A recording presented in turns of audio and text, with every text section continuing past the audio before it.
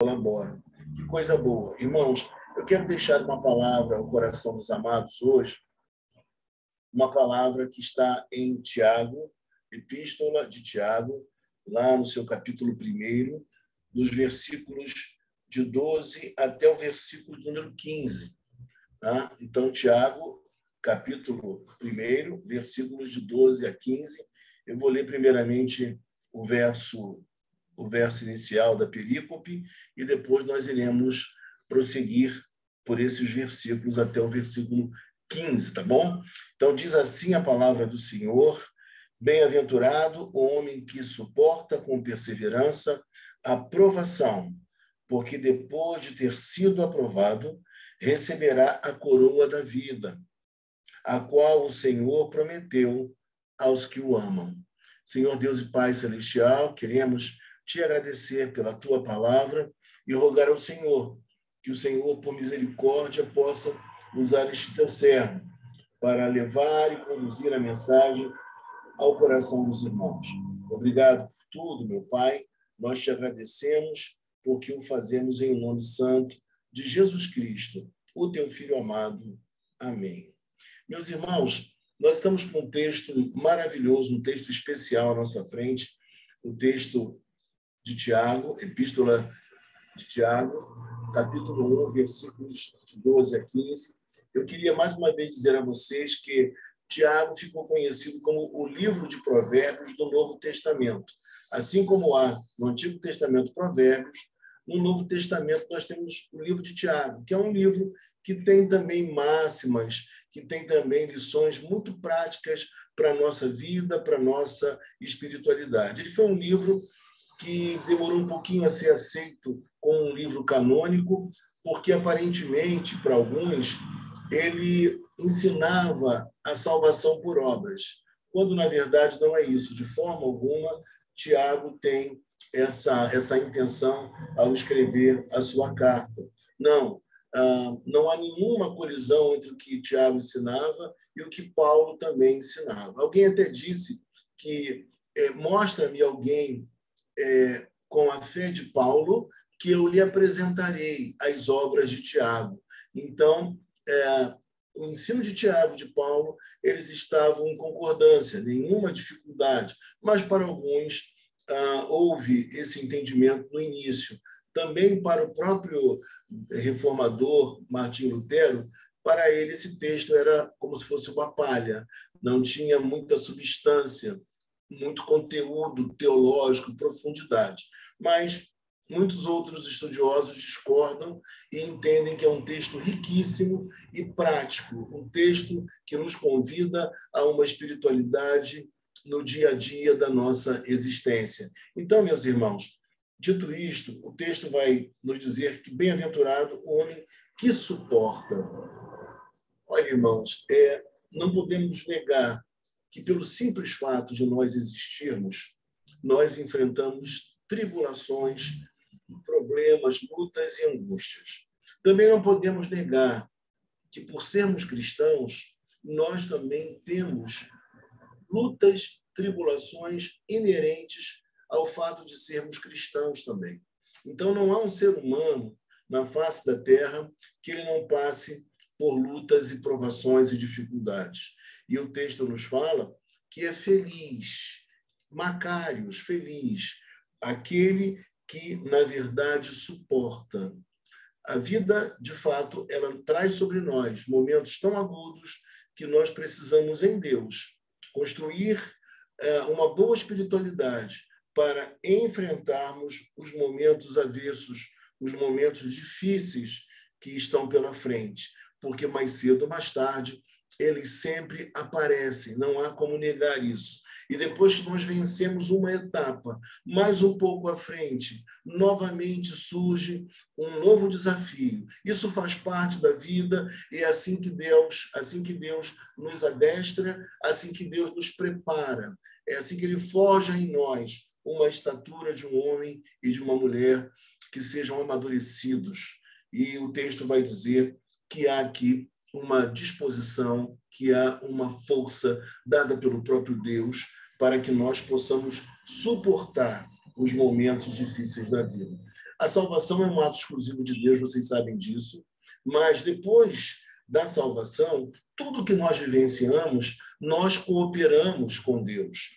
Então, é Deus quem nos protege, é Deus quem nos dá o alicerce para suportarmos as lutas da vida, mas também nós, que nascemos de novo, nós também enfrentamos esses momentos de lutas, de dificuldades, mas com muito empenho, com muita coragem, porque nós cooperamos com Deus, né? E nós e Deus, juntos, na luta, nesse empenho por superar as dificuldades que acontecem.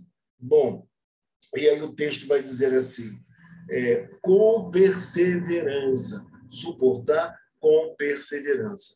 A perseverança é aquilo que autentica o fato de nós sermos cristãos. O verdadeiro cristão, ele persevera. É aquilo que marca, que distingue o verdadeiro cristão, crente, aquele que nasceu de novo, reside no fato de sua perseverança. Ele não arreda o pé, ele não desiste de acreditar, ele não entra pelo caminho da murmuração. Embora em muitos momentos ele pergunte a Deus, ele lamente, porque o lamento é próprio daquele que tem fé, que não entende por vezes o que está ocorrendo, mas que continua mantendo a sua confiança em Deus, apesar de tudo que lhe acontece. E aí, meu amado e minha amada irmã, o texto vai dizer da seguinte forma para nós, com perseverança, a provação. Aqui há algo muito interessante de frisar.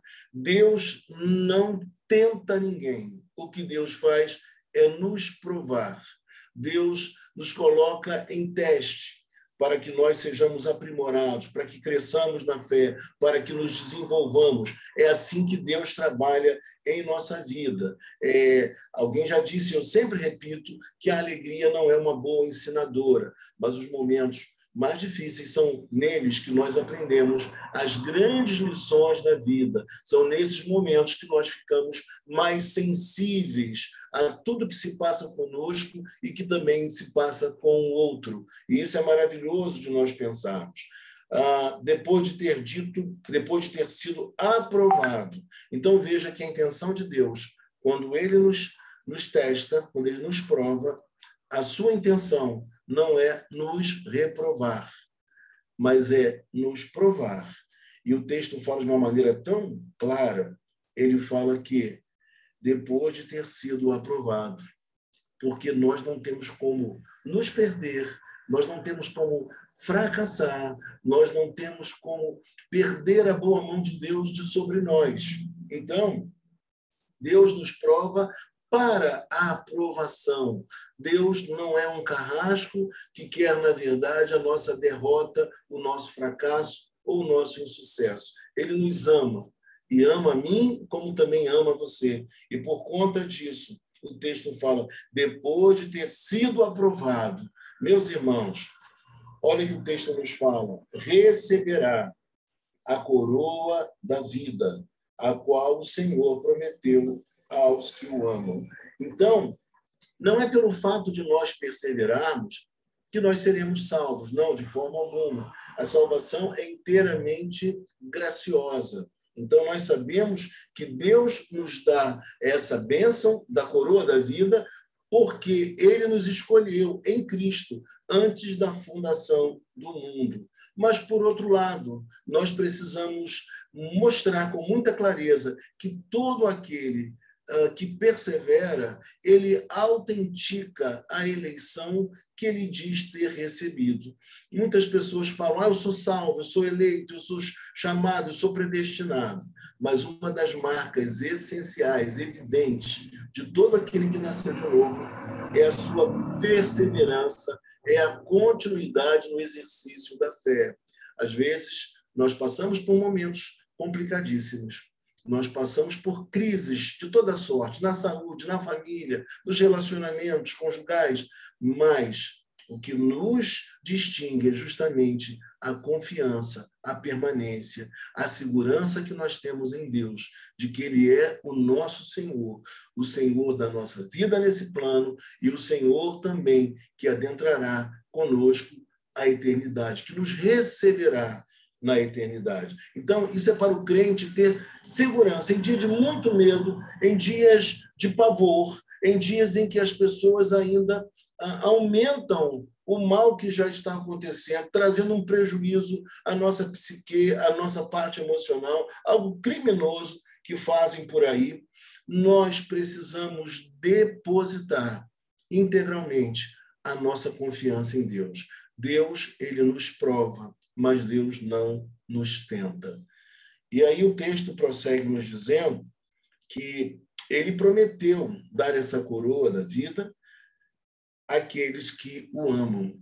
E todos aqueles que amam a Deus de verdade e que continuam nesse ímpeto de amor, nessa relação de amor com Deus, só vive tal relacionamento porque um dia foi encontrado por Deus em Jesus Cristo, porque foi escolhido antes dos tempos eternos pelo Pai amoroso, e que no tempo e no espaço teve encontro com Jesus e abraçou uma fé irresistível, atendeu a um chamado irresistível para viver para Deus. A nossa vida só tem sentido se vivermos para Deus, se depositarmos a nossa confiança nele, se produzirmos obras que agradem ao Senhor. O nosso coração se contenta quando vivemos assim, quando superamos inclusive as provações que vêm sobre nós. Isso é maravilhoso de dizer. E o texto diz assim, esclarecendo aquilo que eu já havia comentado: ninguém, ao ser tentado, diga, sou tentado por Deus, porque Deus não pode ser tentado pelo mal, e ele mesmo a ninguém tenta. Mas aí é importante esclarecer algo. Deus não nos tenta, mas durante as provações que nós vivenciamos, duas coisas acontecem. Uma, a nossa própria interioridade pode nos levar a buscar um caminho, uma solução que não seja a solução correta. Podemos ser tentados nesse momento pelas nossas paixões, pelas nossas seduções e tentarmos encontrar, assim, uma solução para o problema que não seja, de fato, a correta. Então, Deus nos provou, mas nós fomos tentados dentro do nosso desejo, dentro das nossas cobiças, dentro da nossa pequenez, por vezes, de tentar resolver os problemas com o nosso próprio esforço, com a nossa própria competência. E isso se torna uma tentação. Mas ainda existe uma outra tentação, meu irmão. O diabo, sabendo que nós estamos sendo provados, embora ele não seja onisciente, ele não sabe de todas as coisas, só Deus é onisciente. Mas ele, por vezes, sabendo que nós estamos com algum tipo de provação, algum momento mais agudo e difícil na vida, ele nos tenta. Ele faz com que a gente sinta no coração uma desconfiança de Deus, que a gente comece a proferir palavras negativas também, de desconfiança, por vezes, até mesmo no que Deus está fazendo e realizando. Então, meu amado irmão, minha amada irmã, veja que esse tipo de tentação não é algo que Deus está realizando, mas é fruto das nossas paixões e cobiças e, por vezes, influenciadas pelo inimigo das nossas almas, que nós poderíamos falar claramente, Satanás. Ele tenta de toda forma, de toda sorte, abalar o cristão, tirar do cristão a confiança que o cristão sempre deve depositar em Deus. Então, meus amados irmãos, o texto de Tiago é um texto muito claro para nós, mostrando o mecanismo das provações promovidas por Deus, mas, ao mesmo tempo, também mostrando para nós as tentações pelas quais todos nós passamos. E aí, o texto diz assim, ao contrário, e explica aquilo que eu já mencionei, ao contrário, cada um é tentado pela sua própria cobiça. cada um é tentado pela sua própria cobiça. Cobiça, em algumas versões, desejos, ou desejo. Eu diria para você que os desejos são importantes e são inerentes ao ser humano, e eles não são maus. Eles foram colocados em nós, inseridos em nós pelo próprio Deus. Então, por exemplo, se nós não tivéssemos o desejo pela água, por exemplo, e pela comida, nós acabaríamos por morrer, definhar e morrer. Então, esse desejo é um desejo lícito que Deus colocou em nós. Nós fomos criados assim, concebidos assim. Mas, se nós olharmos para a comida e para a bebida e comermos demasiadamente ou bebermos demasiadamente, aí nós estamos dando vazão àquilo que ainda permanece em nós do velho homem, que tira de nós o equilíbrio, a temperança tão necessária para aquele que é, de fato, nascido de novo. E então eu poderia dizer para você, em uma série de outros momentos, eu poderia ilustrar como os desejos, eles são próprios do ser humano. Por exemplo, o desejo que muitos têm, aqueles que não são celibatários, para ter uma companheira ou um companheiro. Isso é um desejo legítimo, porque se não houvesse esse desejo, se todos fossem celibatários, se todos abdicassem do viver em família, de ter uma companheira ou um companheiro, o que aconteceria com a humanidade? Como surgiriam as novas gerações? Então, é algo legítimo e colocado por Deus em nosso coração. O desejo pelo crescimento profissional, o desejo pelo crescimento intelectual é algo também legítimo e que surge de dentro de nós.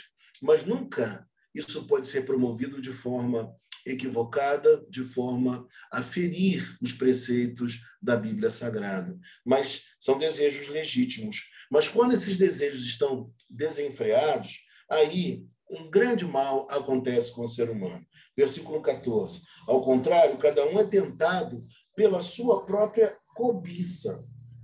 Então veja que pessoas, às vezes, que têm recursos, e não é nada pecaminoso ter recursos, é algo bom poder manter com dignidade, prosperar, oferecer à família uma boa condição, oferecer um bom plano de saúde, uma boa escola, tudo isso é perfeitamente aceitável diante de Deus.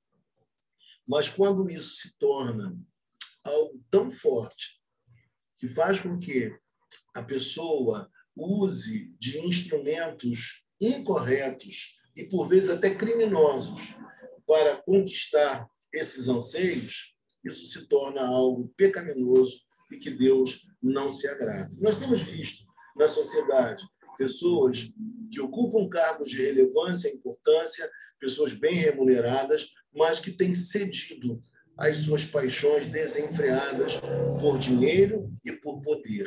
E nós sabemos o resultado disso: uma desgraça total, um prejuízo total, não somente a elas, mas à família posteriormente, e também, por que não dizer, à própria sociedade.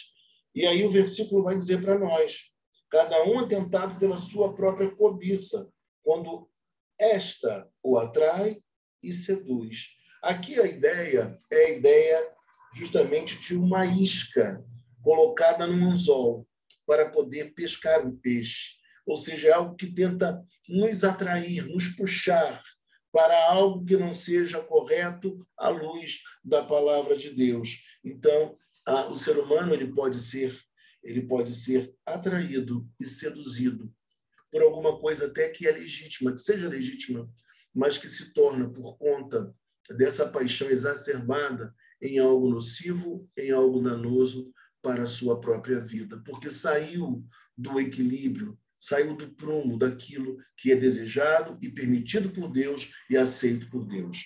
Então, é o que o texto quer dizer para nós. É como se a pessoa fosse uma palavra que é muito usada no dia a dia das pessoas, mas como se a pessoa estivesse sendo engodada, né? Há algo dela, mas ela está sendo levada, seduzida, conduzida a um tipo de vida que não pode ser aceito de forma alguma. E então, no versículo de número 15, então a cobiça, depois de haver concebido, olha só, dá à luz o pecado. Então, vem a cobiça, o desejo, aqueles desejos fora do padrão que eu acabei de dizer. Então, a cobiça, depois de haver sido concebida, parece que a pessoa começa a pensar, a imaginar, a idealizar, e ela vai se deixando conduzir por aquilo. E quando ela vai se aperceber, ela já está completamente engodada. E aí, meu amado irmão, minha amada irmã, eu digo para você, depois de haver concebido, dá luz ao pecado. E o pecado, uma vez consumado, gera a morte. Mas eu diria para você que Romanos capítulo 6, versículo 23, nos diz assim: o salário do pecado é a morte. Mas o dom gratuito de Deus, veja que é o dom gratuito de Deus, não é por merecimento, não é pelo fato de nós perseverarmos, não. Mais uma vez eu digo, a perseverança é aquilo que autentica, mas a Bíblia fala, o salário do pecado é a morte, mas o dom gratuito de Deus. Nós não temos como fazer nada para receber essa salvação. Ele foi quem quis nos dar. Então, o salário do pecado é a morte, mas o dom gratuito de Deus é a vida eterna. Que coisa maravilhosa.